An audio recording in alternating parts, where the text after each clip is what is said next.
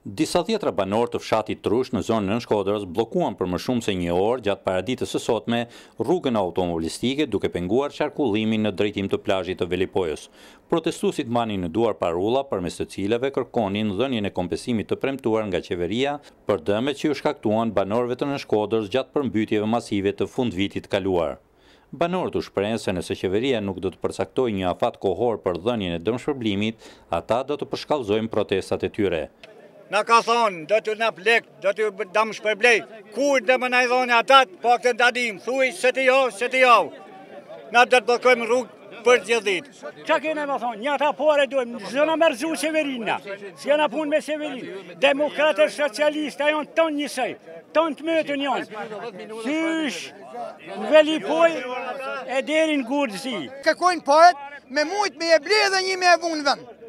Me e ble dhe një në vend. Ose mas na i këtë qitë qeveria me na i vlerësu. Besoj që i ka vlerësu drejt. Qa ka vlerësu? Asë një pun politike, asë një sënë botë. Pra nej, unë bëj thiri që një dëmë që ma shdua mu, unë e du. Një kaqë. I lutëm qeverisë që të na shpërblen domin që na ka bo. Se për ndryshe nuk e lëshojmë rrugën. Zona fushore në Shkodrës u përmbyt 5 herë gjatë vitit kaluar, duke shkaktuar një dëm të madh ekonomik më shumë se 10.000 familjeve të kësaj zone.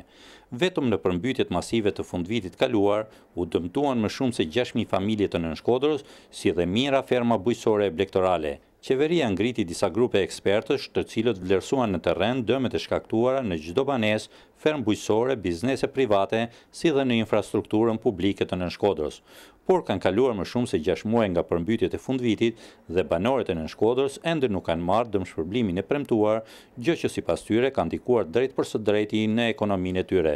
Nuk na vjen mirë me bë kështu, se një pjesë e mirë njerëzve janë nisë për turizëm, e kanë llogaritë ditë dire pushimit, por na detyron halli me dali to.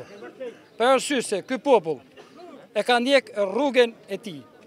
Kena bërë takim me prefektin, kanë 30 burra, kena gjetë mirë kuptimin të prefekti, edhe i kena thënë gojërisht prefektit, dona për 10 ditë, dona përgjigje. Kena doli protestë pasore me kërku të drejtat tona si na ka premtuar qeveria të 7 muaj. Tani ky vend që shihni do tani kanë dalë për hollës, ka dalë kërkush për cefit.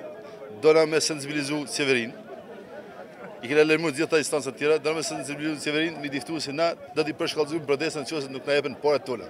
10 ditë më parë, përfaqësues të banorëve të komunës së Berdisës u takuan me prefektin e qarkut të Shkodrës.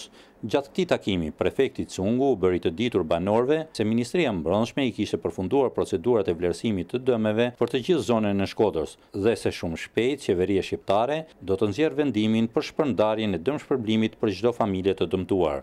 Ndërkohë vlera e dëmit llogaritet në disa dhjetra milion euro, shifër kjo që pritet të rendojë buxhetit të reduktuar të shtetit shqiptar. Për zërin e Amerikës, nga Nën Shkodra, Pullum Sulo.